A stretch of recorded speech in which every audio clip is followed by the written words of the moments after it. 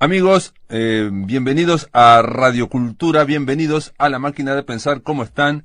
Espero que anden bien porque vamos a tener hoy, amigos, un programa muy pero muy especial. Estamos llamando al otro lado del Océano Atlántico para hablar con el escritor español Manuel Vilas. Manuel, bienvenido a Montevideo, ¿cómo estás? Muy bien, encantado de saludarte. Manuel Vilas, su último libro se llama El mejor libro del mundo y te tengo que contar mínimamente que estuve en España ahora en octubre y que, bueno, me junto a veces con ex compañeras del instituto y con una profesora del instituto, porque yo hice allá, bueno, profesora de historia, y cuando me vine, ella me regaló el mejor libro del mundo, me regaló, me lo compró y me lo dedicó. Y yo, obviamente, con lo que ocurre con cualquier regalo, es que uno lo empieza a leer, obviamente. En mi caso no esperaba ser atrapado por el libro, porque justo estoy pasando por una temporada en que me cuesta mucho leer. Y bueno, tengo que decir que sobre todo la primera mitad me reí mucho. El mejor libro del mundo, Manuel Vilas. Aquí arranca todo con, y te quería preguntar ya de entrada, arranca con algo que dice el aplauso unánime de los escritores. Y ahí hay firmas muy altas firmas, Luis Landero, Sara Mesa, Javier Cercas, Juan José Millás, que mencionan y hablan de este libro. Y yo cuando lo iba leyendo pensé, este es un libro de un escritor para escritores. ¿Te parece que es así?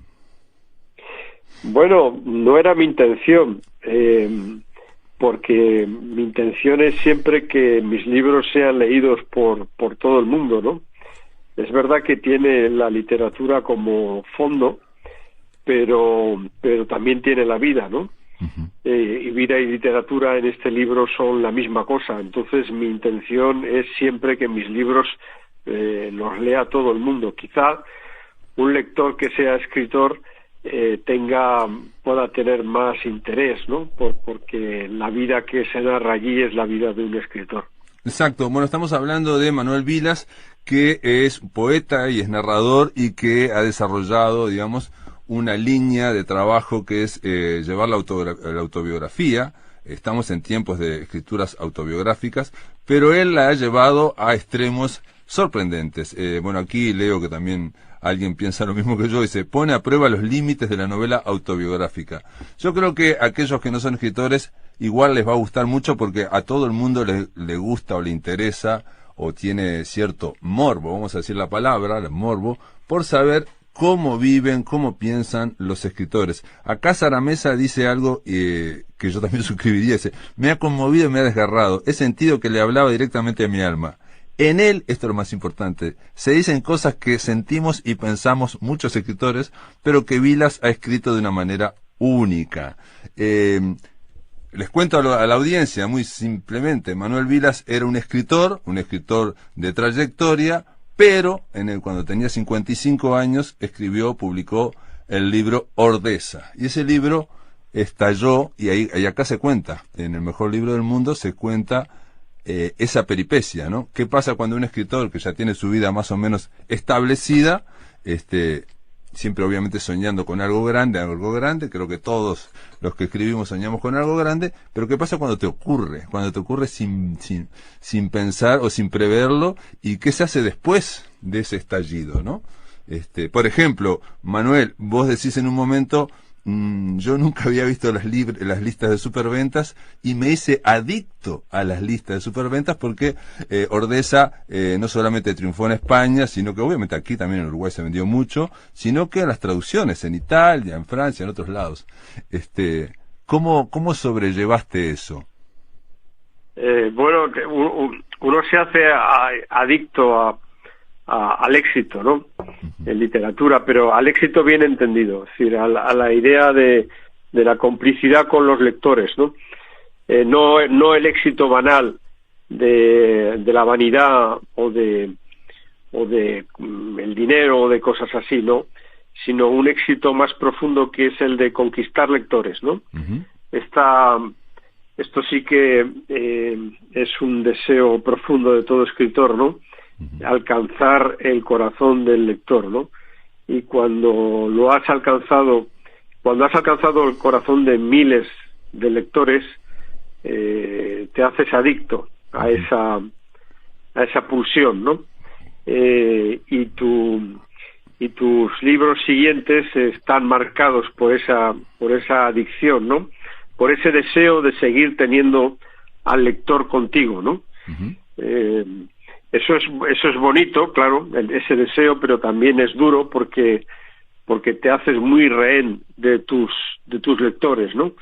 Pero en cualquier caso, siempre el deseo es el de la complicidad con el lector, el que el lector vea en tu libro un proceso de amistad, es un encuentro. Un libro para mí es un encuentro entre un lector y un escritor, ¿no? Un encuentro muy misterioso y también muy vital, ¿no? Yo creo que la literatura ha de ser siempre un servicio a la vida, ¿no? Tanto para el lector como para el escritor. De todas formas, obviamente hay un triunfo, digamos, triunfo en el sentido de que obviamente todo escritor escribe en su más absoluta soledad, está tratando de comunicar algo, comunicarse con el papel, ¿no?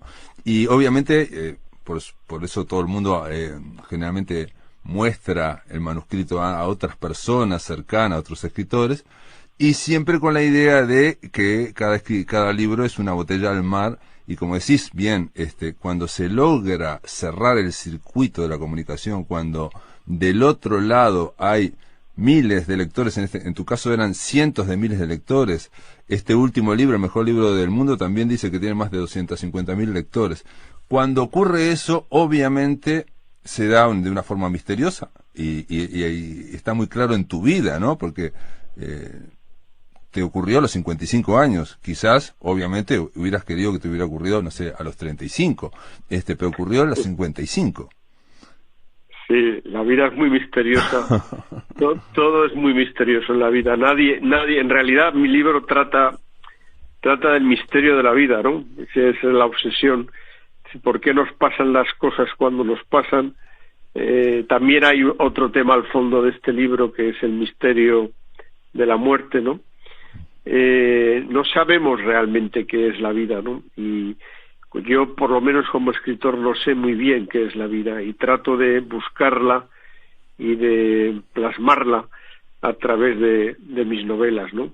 El mejor libro del mundo es la historia de un escritor que está obsesionado con escribir el mejor libro del mundo, sabiendo que eso es absolutamente imposible, que la excelencia es imposible, no existe el mejor libro del mundo, no existe el mejor pintor del mundo, no existe el mejor médico del mundo, no existe el mejor futbolista del mundo. Es una aspiración que tenemos y mientras esa aspiración dura, la vida tiene sentido. Esa es la filosofía que late tras el libro, ¿no? La vida es hacer cosas. Si la vida humana, si no esa actividad, no es nada. Y hay una idea maravillosa que es intentar alcanzar la excelencia en algún sitio de tu profesión o de lo que a ti te guste hacer en esta vida, ¿no? Ya sabes que no lo vas a conseguir porque no existe ese grado máximo de hacer lo mejor posible, ¿no? Pero la búsqueda vale la pena. El escritor del mejor libro del mundo sabe que va a fracasar, como el que quiera ser el mejor, el mejor fotógrafo del mundo, el mejor futbolista del mundo. Esto lleva siempre al fracaso, pero mientras la búsqueda ocurre, tu vida tiene iluminación, tiene significado, hay una razón para vivir. Hay también, con respecto al título, quiero decirte algo, porque lo comenté, obviamente, que te iba a entrevistar hace como una semana a varias personas y me sorprendieron por lo menos 3, diciendo, cuando le dije, no, es el autor del mejor libro del mundo, y me dijo, qué modesto, qué humilde, no sé qué, no sé cuánto, o sea, lo tomaron como literal, como que claro. este libro se llama el mejor libro del mundo, por lo tanto, vaya, qué humilde, qué modesto. Y yo cuando lo leí, obviamente, vi una gran humorada, ¿no? O sea, en el título, Claro. decir que es irónico. Es irónico, es como yo iba a un bar donde había un vino que lo vendían ahí, y el vino se llamaba, la etiqueta te decía un buen vino, ¿no? Entonces si uno pedía un buen vino, te iban a dar de ese, que era horrible, porque era muy malo el vino, ¿no? Pero ahí había un juego, obviamente, del que puso la etiqueta a ese vino.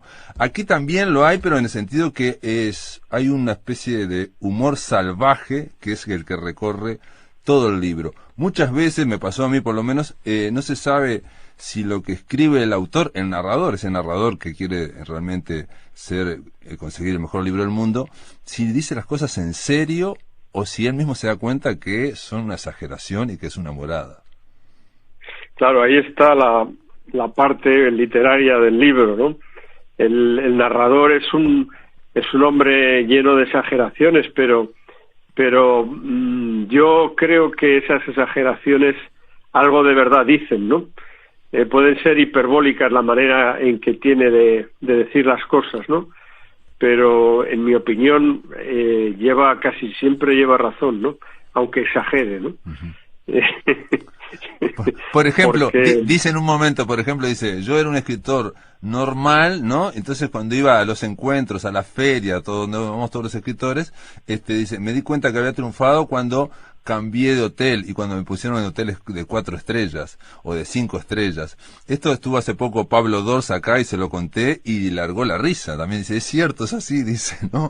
Si no te pagan de 1 estrella o de 2 estrellas, pero te das cuenta en qué hotel estás por el buffet. Efectivamente, o sea, hay un tema dentro del libro que es el tema de las jerarquías. Uh-huh. O sea, el ser humano construye jerarquías en cualquiera de sus ámbitos, en la literatura, en la política, en la empresa, en cualquier negocio hay jerarquías, ¿no? Uh-huh. En la literatura, como en cualquier sitio, las hay también. Entonces tú sabes cómo te va en el negocio en función de cómo te tratan pues los periodistas, los editores, claro, los libreros, los lectores, y finalmente acaba todo en el hotel en que te ponen, ¿no? En que te hospedan, ¿no? Si te hospedan en un buen hotel, eso significa que tú estás dando dinero y por tanto la empresa va bien, ¿no?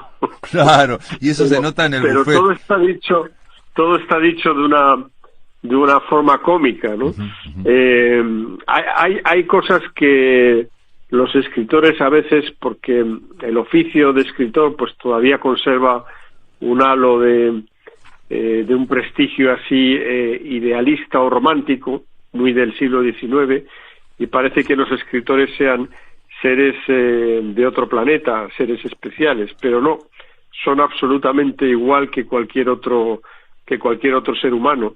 Necesitan ganar plata, dinero, uh-huh, necesitan tener un nombre, necesitan tener unos ingresos y buscan el éxito como lo busca cualquier profesional de cualquier ramo de la actualidad, ¿no?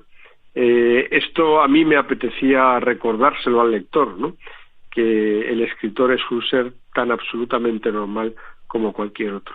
Sí, está claro que tiene que trabajar y que tiene que obsesionarse, pero también yo lo leí como un momento, una reflexión en un momento en que la literatura, si bien conserva ese halo, digamos que estoy de acuerdo, ¿no? La gente imagina a veces que los escritores, bueno, están en otra dimensión, y los poetas ni hablar, en un momento en que la industria editorial, la industria literaria en el mundo, ha tomado como modelo de negocios, no sé, McDonald's, la hamburguesería o lo que sea.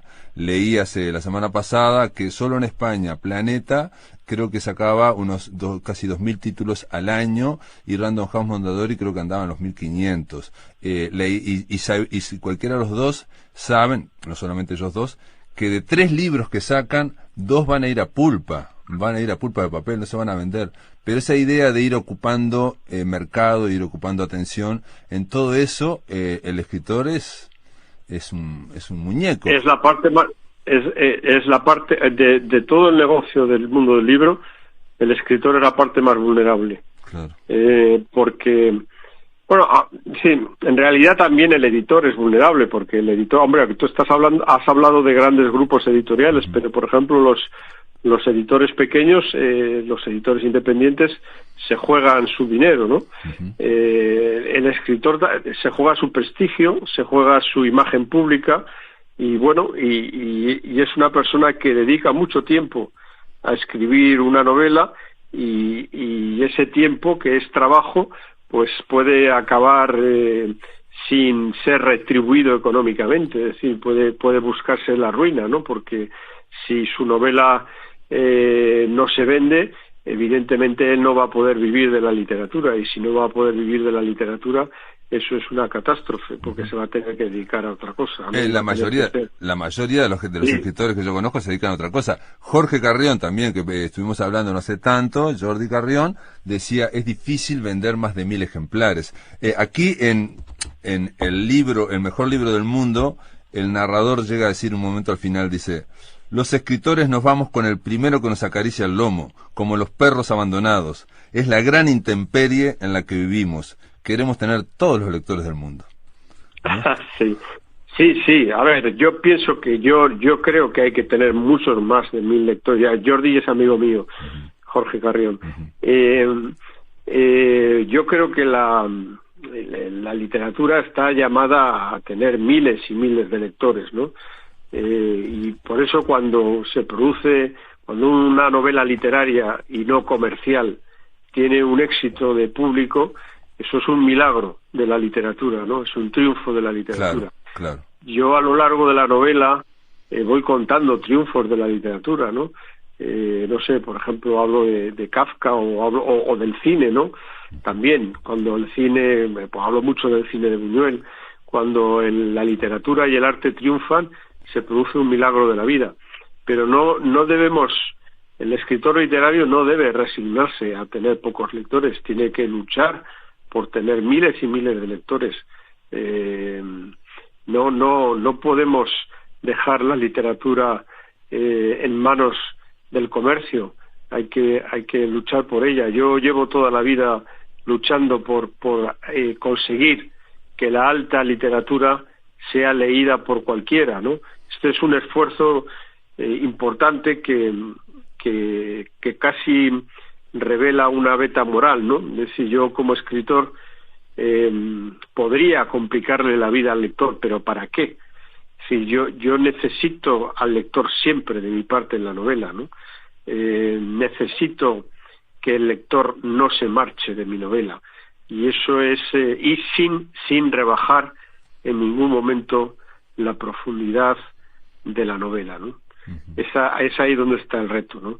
Yo no me conformo con tener 1000 lectores. No creo que haya ningún escritor que se pueda conformar con eso. Bueno, es cierto también que Ordesa o que este libro, el mejor libro del mundo, están jugando en las ligas de la alta literatura o la literatura de autor, de creación, no aquella literatura que es comercial. Cuando ocurren esos milagros, estoy pensando por ejemplo en un milagro que ahora estamos hablando por la serie de Netflix En la máquina de pensar, que es cuando ocurrió, por ejemplo, 100 años de soledad, que vendió millones de ejemplares y al mismo tiempo tuvo altísimas críticas. Obtener las dos cosas a la vez no es algo habitual, no lo es. Aquí en un momento el narrador dice, no puedes elegir, digo, porque tampoco se puede elegir, bueno, no voy a decirlo yo porque está escrito aquí en la novela, así que lo voy a leer. Dice, no puedes elegir el tipo de escritor que quieres ser, eso se te impone. No es un acto racional de elección, porque tampoco puedes elegir el tipo de persona que te gustaría ser. Si acabas escribiendo de una determinada manera, es porque esa manera es constitutiva de tu personalidad. Hasta las malas personas son víctimas de errores genéticos, pero no estamos dispuestos a aceptar esa teoría. Me río de ese párrafo. Hay mucho humor en la novela. Hay mucho humor, mucha exageración, sí. y hay un humor salvaje que yo pensé mientras lo iba leyendo. Manuel Vilas es de Zaragoza, entonces pensé, y bueno, por suerte, viste, a veces ocurre que lo que uno piensa como lector aparece una confirmación muy al final. decís en un momento, el narrador dice, nadie me entiende los chistes o nadie entiende mi humor, dice, porque es un humor parecido al de Buñuel. Y es lo que yo pensaba, Sí, es un humor salvaje. Buñuel sí, hablaba en serio y estaba diciendo cualquier cosa. claro. Yo soy también de la tierra de Luis Buñuel, donde tenemos un humor muy peculiar, muy difícil de definir. Es un humor muy salvaje, muy destructivo, pero a la vez también es muy luminoso, ¿no? Y también es un humor que da lugar a muchas interpretaciones, ¿no? Como las películas de Luis Ujú. Buñuel, ¿no? Que la gente las ve y automáticamente quiere interpretarlas, necesita interpretarlas, cuando a veces lo único que hay en esas películas es una enorme carcajada sobre el mundo, sobre la Exacto. existencia y sobre cualquier... El humor es realmente una búsqueda de la libertad, ¿no? En el cine de Buñuel, los grandes humoristas han sido grandes buscadores de la libertad, desde Cervantes, que es el primer humorista moderno, ¿no? Hasta el propio Kafka, que es otro gran humorista, ¿no? Ujú. Los grandes humoristas del arte y de la literatura son buscadores de la libertad, van contra la solemnidad y sobre todo van contra la autoridad, ¿no? Es decir, el humor es maravilloso porque cuestiona siempre la autoridad. Ujú. Y sí, cuestiona la autoridad, y aquí en tu libro, en el mejor libro del mundo, se menciona una y otra vez el narrador, más que hablar de la autoridad, habla de las supersticiones. Dice que estamos atravesados, lo cual es cierto, ¿no? Estamos todos atravesados por supersticiones, creemos que el mundo funciona de una manera, de otra, y todos son supersticiones. Y él dice, el narrador dice que todo se basa en la idea, o bueno, o puede basarse en la idea de que Dios existe, y algo que tiene que ver todo el narrador del mejor libro del mundo, con Buñuel también, es la idea de que siempre están diciendo que Dios, se tienen que reafirmar de que Dios no existe, que no hay ningún poder más allá de nosotros. El libro es muy ateo, como Luis Buñuel se definía como ateo. Perdón, él El decía, libro, soy ateo gracias a Dios, decía él. sí, pues prácticamente aquí se dice lo mismo. No sé. Claro, es que hay que entender que yo me siento como un nieto de Luis Buñuel porque soy del mismo pueblo de Luis Buñuel, de la misma tierra, he heredado los mismos atavismos, la misma sensación de un paisaje muy duro y de una forma de ser muy humorística, ¿no? Y entonces, claro, la idea de la superstición no va con nosotros, es decir, el mundo está lleno, la autoridad también es una superstición. La superstición no solo atañe a la religión, como yo hablo en el libro. Supersticiones hay en todas partes, ¿no? En la política, por supuesto en la religión, pero también en la moral, en la filosofía, en todas partes, en el amor. Todos son supersticiones. Cada época genera un tipo de ideología, un tipo de superstición a la que acaba llamando ideología, ¿no? Claro. Y y eso es cambiante. Dentro de 40 años, evidentemente pensaremos distinto a como pensamos hoy, ¿no? Eso es filosofía también, porque mi literatura también está llena muchas veces de latidos filosóficos, no de latidos filosóficos en un sentido muy sencillo, ¿no? De comunicar verdades muy elementales, como esta que digo, ¿no? Hoy en día pensamos que tenemos una serie de valores sociopolíticos y culturales que creemos que son el último grito de la historia, y es mentira. Dentro de 50 años daremos pena, porque igual que dan pena a las personas que vivieron hace 50 años. Imagínate pensar que hace 50 años no tenían teléfonos, no tenían celulares, por ejemplo, ¿no? O la esperanza de vida de un hombre o de una mujer de hace 50 años era muy inferior a la nuestra actual, ¿no? Yo, por ejemplo, en la novela hablo de escritores del siglo XIX, hablo, por ejemplo, de Baudelaire, que se hubiera salvado con una caja de antibióticos actuales, ¿no? Entonces hay también en la novela una indagación en la historia y en el tiempo, ¿no? Porque somos eso, somos tiempo, y somos el tiempo social histórico en el que vivimos.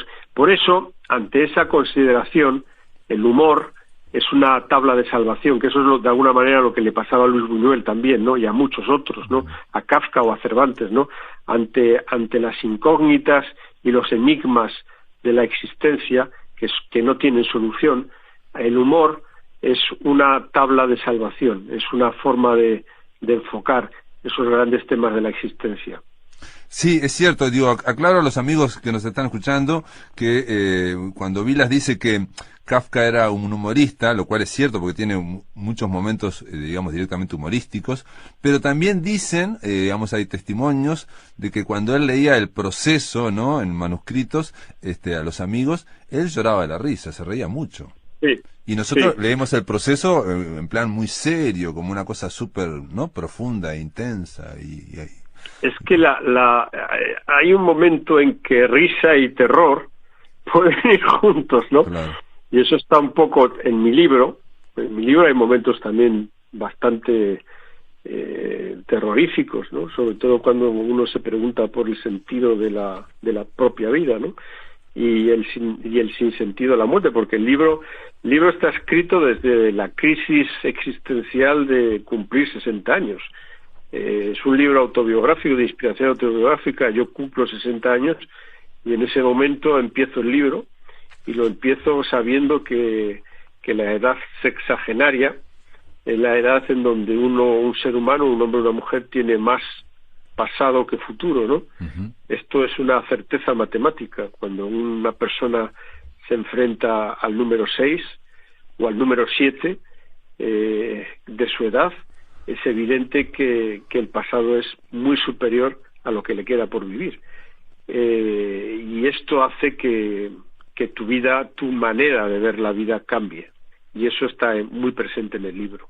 Sí, si fuera, por ejemplo, un partido de fútbol, digamos, cuando cumplís 60, cuando cumplimos 60 o 70, ya sabemos que estamos jugando el último cuarto de hora, ¿no? Estamos está muy bien la comparación con un partido de fútbol. Estamos en el último cuarto de hora, efectivamente. Estamos cansados, pero sabemos también que ese último cuarto de hora, sobre todo si hay un empate, claro, es decisivo, ¿no? Uh-huh. Es decisivo, ¿no?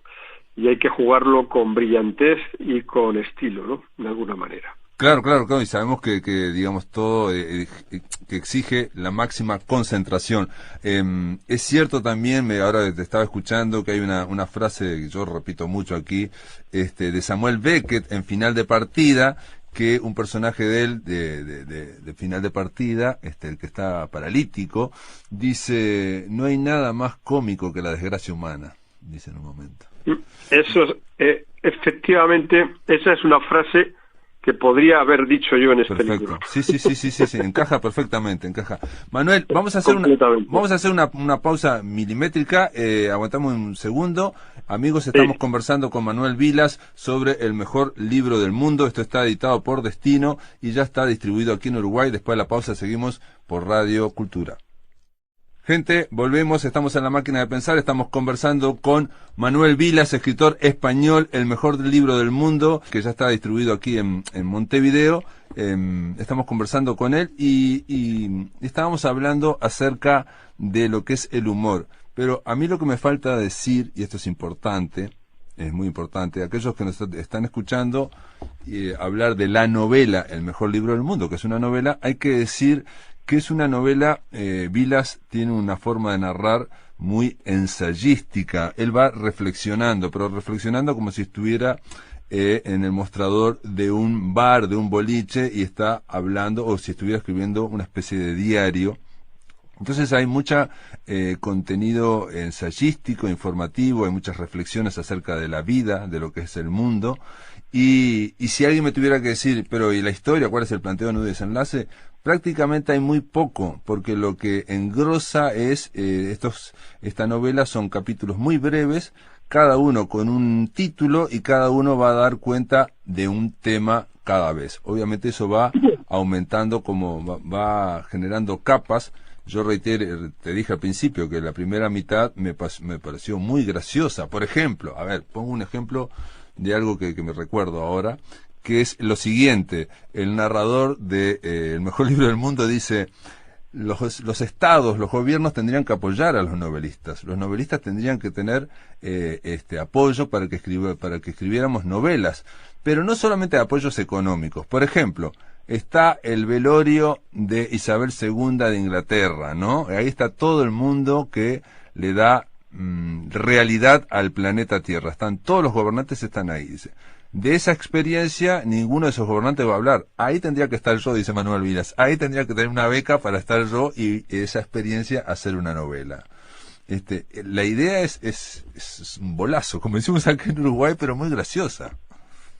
A ver, yo vi el entierro, quien dice el entierro de Isabel II de Inglaterra dice cualquiera de los acontecimientos históricos que salen en las televisiones de todos los planetas, ¿no?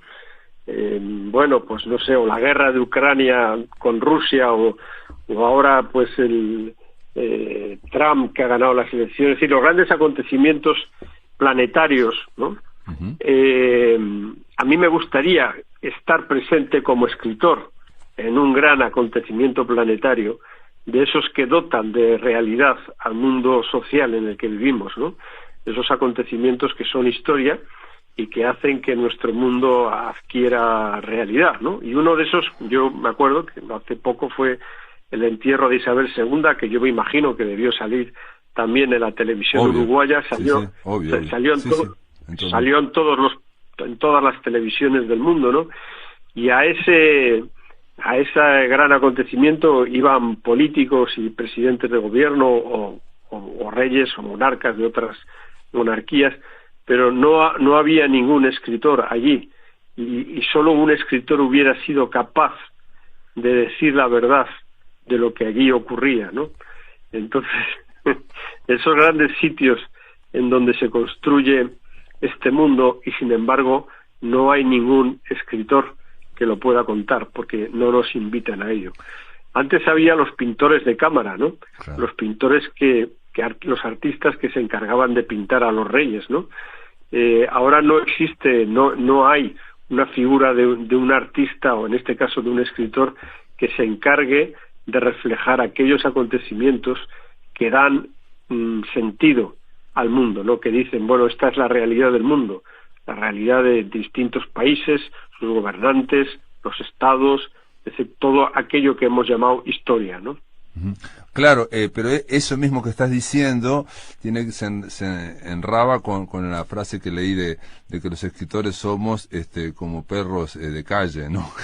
O sea, no, con cualquiera los escritores somos muy vulnerables. Cualquiera que nos toque el lomo ya nos vamos con él. Dice, ¿por qué? Porque ¿por qué no hay? Antes habían en los momentos históricos un pintor, en fin, había esa idea de captar artísticamente, y estamos en una época en que el arte y el arte literario, cualquier tipo de arte, está muy separado de los grandes acontecimientos, ¿no? Y de hecho la gente que lleva adelante los grandes acontecimientos da la idea de que no son grandes lectores o no son grandes consumidores de arte, ¿no? Esa es la idea.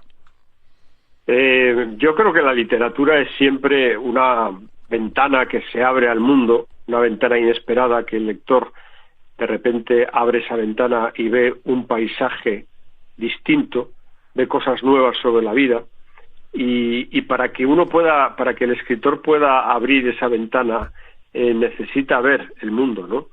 Y por eso a mí me gusta, yo viajo mucho, viajo por mi trabajo, pero también esos viajes me ayudan a ver qué es esto que llamamos el mundo, ¿no? Qué es esto que llamamos la realidad y que consume nuestra vida, ¿no? Nuestra vida se va en el trabajo, se va en vivir el presente histórico. ¿Qué es el presente histórico? ¿Qué es esto que hemos llamado la vida social, ¿no? Entonces, estas preguntas que por un lado son sencillas, todo el mundo se las hace, ¿no? Pues yo las hago en la novela quizá de una manera distinta a como cabría esperarla, ¿no? De un sociólogo o de un politólogo, ¿no? Yo lo hago con mucho sentido del humor y de una manera literaria, ¿no? Pero hago preguntas que están en la mente de cualquier persona, ¿no? Claro, y por ejemplo, sobre todo en la escritura, en la industria editorial, la idea de si lo que se está escribiendo llega a los lectores. Si hay se cierra el circuito. Si hay un retorno, si hay un feedback, esa idea siempre está, puede ser de los lectores, también puede ser del aparato cultural, porque hay escritores que no venden mucho, pero tienen el prestigio del aparato cultural, o tienen el prestigio de los medios especializados, o tiene el prestigio simplemente de ser amigo de gobernantes, no sé, García Márquez era amigo de Mitterrand, en fin, toda esa historia. Sí. Acá, por ejemplo, el narrador, una de las cosas que hace este narrador, y que tiene que ver con cómo transcurre el libro, es, por ejemplo, en un momento plantea, todos los escritores tendríamos que juntar firmas para eliminar el premio Nobel. Para no sufrir más, para no saber quién le va a sacar el premio Nobel, que no soy yo, que siempre le toca a otro. Claro, eso forma parte otra vez de ese sentido del humor. Dicen muchos escritores internacionales a partir de los 80 años, escritores que hayan tenido un éxito en el extranjero, hayan sido traducidos a muchas lenguas y hayan tenido muchos lectores en otros países, pues en el fondo de sus almas siempre esperan una llamada de la Academia Sueca, ¿no?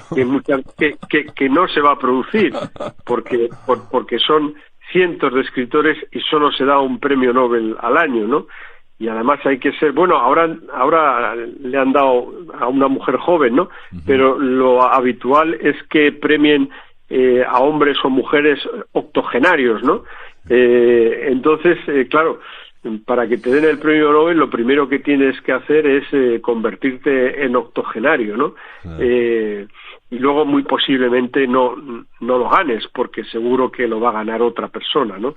Entonces hay muchos escritores que llegan a la edad final, ¿no? A los últimos años de su vida y quieren ese reconocimiento porque de alguna manera ese reconocimiento les sirve para que su vida la entrega a la literatura, a esta profesión donde gastas muchas horas de tu vida, pues tenga sentido, ¿no?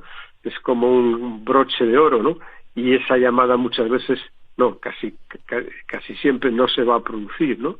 Y el escritor se va a ir de este mundo sin tener la afirmación clara de que su obra ha tenido sentido, de que tantas horas de soledad, tantos días de soledad entregados a la escritura de la literatura, esa entrega, porque la literatura es vocacional, esa entrega a la literatura tiene sentido.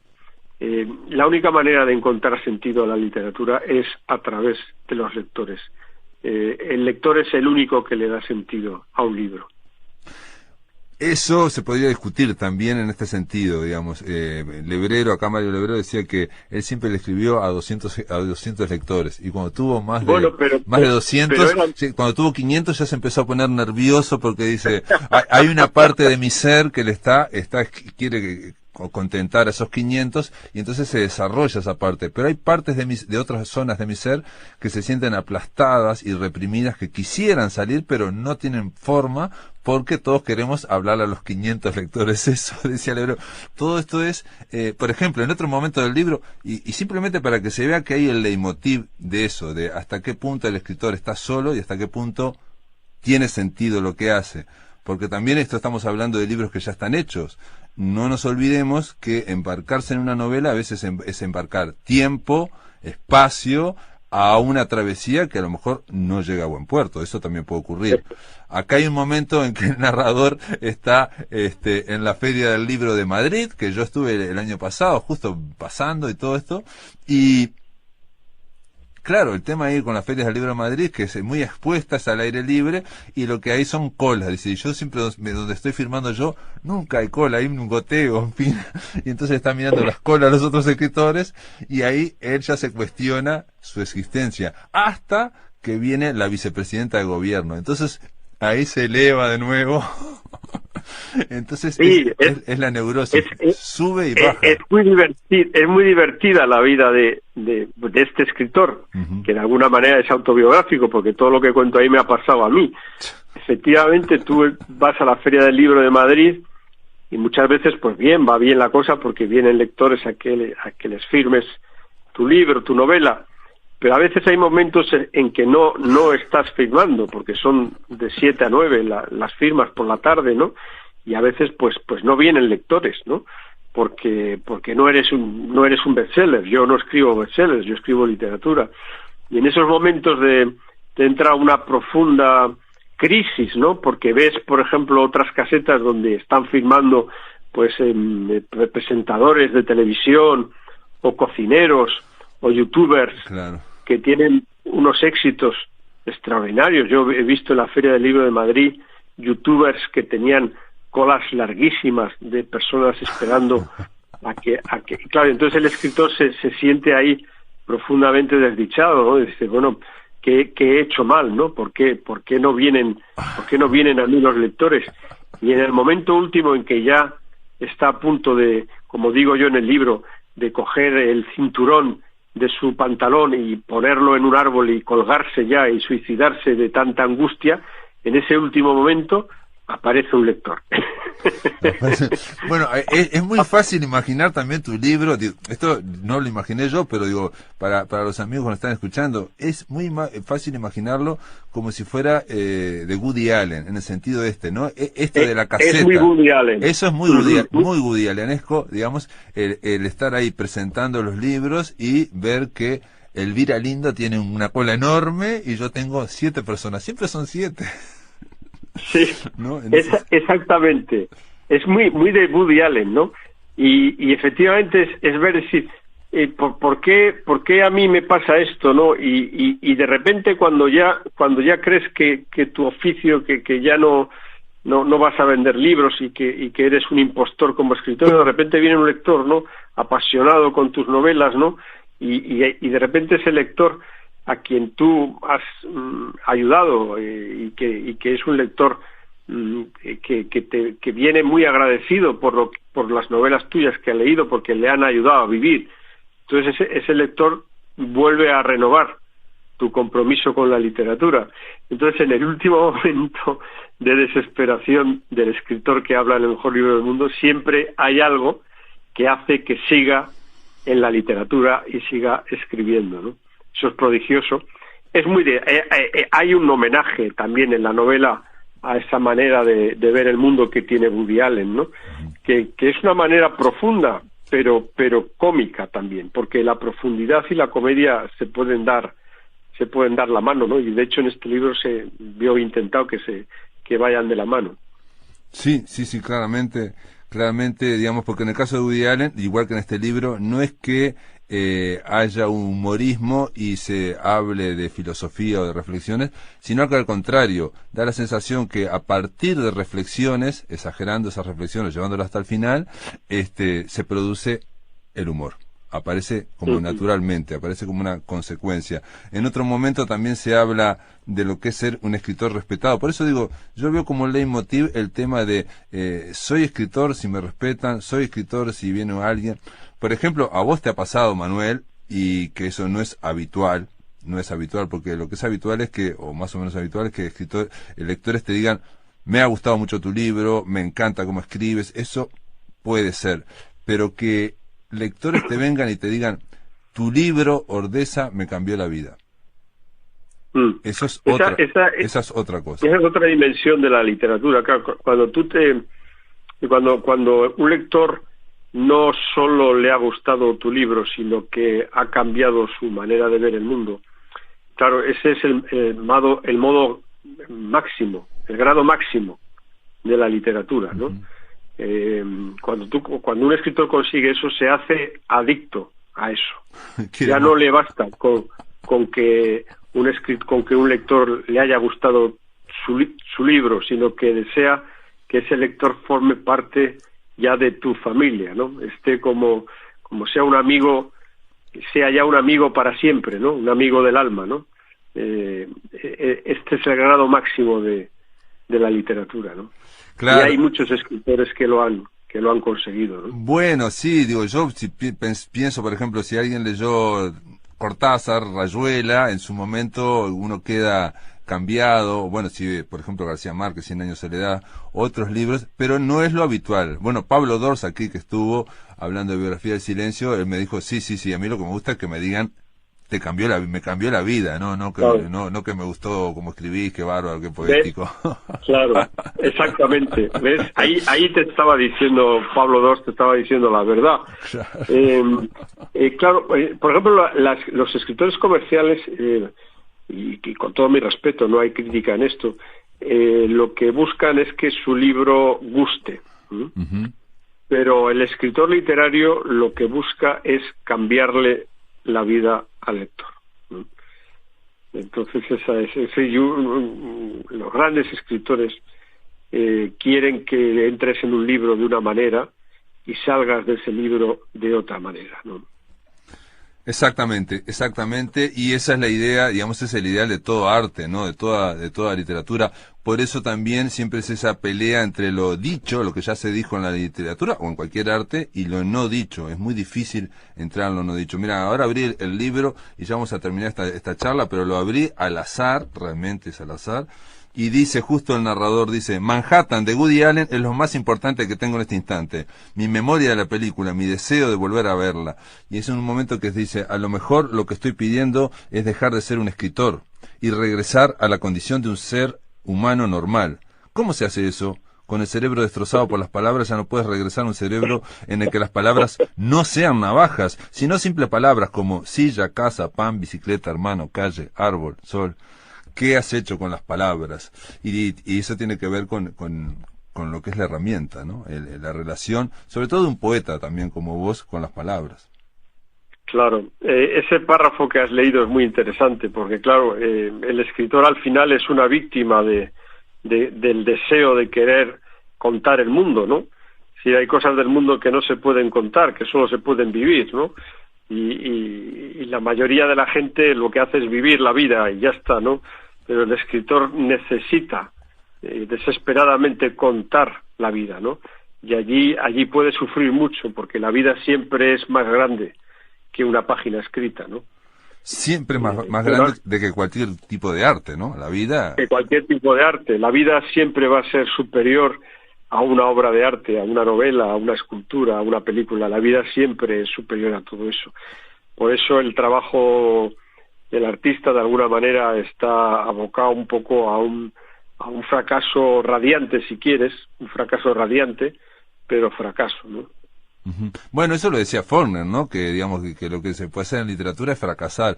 Te Sí. planteas una cosa Es una idea que se viene repitiendo desde Sí, sí, sí. desde que la persona que elige la literatura elige el fracaso en la medida en que, ¿por qué? Porque se enfrenta a la representación de la vida y la vida siempre es superior al arte, ¿no? Claro. Siempre va a ser superior la vida, siempre. Flaubert, Pero bueno, sí, pero es un fracaso maravilloso. claro, obvio. Y es un fracaso que impide que te vuelvas loco, porque mucha gente, los escritores al final, en realidad estamos todos locos, ¿no? Y esa manera, Sí, sobre la todo. manera que- Por eso lo de la Woody manera- Allen. Woody Allen es la condensación de la neurosis, es el neurótico, por sí, eso todos nos parecemos a Woody Allen. Y Flaubert, me estaba acordando que Flaubert decía que escribir era como hacer música, como si fueras un oso con unas ollas, ¿no? O sí, sea, intentar sí, hacer música celestial siendo un oso y con unas ollas. Es esa idea de que la ambición es más grande que la realización. Pero también en el medio es como, no sé, que alguien dijo que vos tirás una flecha a un lado, le querés acertar y sin embargo acertás en otra parte. Le errás y ese error también es un acierto. En fin, el mejor libro del mundo está planteado acá en La Máquina de Pensar, Manuel Vilas. Todo el mundo quiere vivir en un libro de Manuel Vilas, dice aquí. Esperemos bueno, que los lectores uruguayos, las lectoras uruguayas puedan disfrutar, sobre todo ahora en verano, lo que es, yo por lo menos garantizo que me reí mucho, sobre todo la primera mitad, y luego obviamente hay también angustia, también hay existencialismo, hay reflexión, en fin, ya lo hemos dicho. Ahora todo esto lo que hemos dicho hasta ahora solamente es bordear el libro, porque estamos seguros que no hay una forma. La única forma es leerlo, ¿no? No podemos hablar de este libro si no lo has leído. Manuel Vilas, gracias por estar en La Máquina de Pensar y te mando un gran abrazo. Muchísimas gracias. Un abrazo. Un abrazo, amigos. Se terminó La Máquina de Pensar. Seguimos mañana a partir de las 18 horas.